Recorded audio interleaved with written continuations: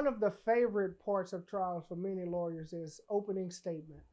So I want to know what the prosecution did in their opening statement. I'm assuming they go first. Do they go first in New Jersey? They do. Okay. What did they do in their opening, and how did you respond to their opening? It's funny because we both had kind of a simple theory of the case.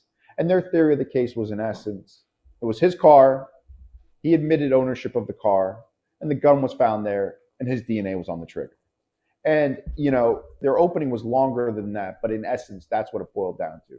And the thing was, nothing that they said was surprising to me at all. And I think we all knew going in that that would be the case.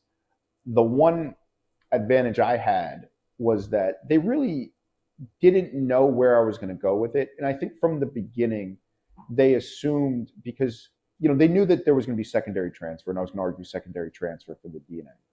But I think they thought, and typically a lot of folks, what they'll argue is that when a police officer is recovering the gun, they always have to make it safe. So they have to touch the gun in some form or fashion. And if you're searching, my client's car that he owns, presumably there'll be some of his DNA in the car, and they may have transferred it onto the gun at that point.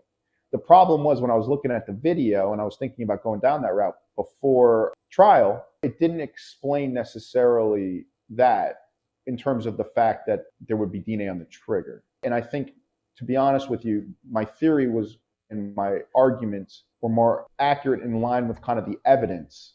And so I kind of kept that one fact close to the vest. And I tried to kind of continue that through opening. And so it was in some ways a very vanilla opening.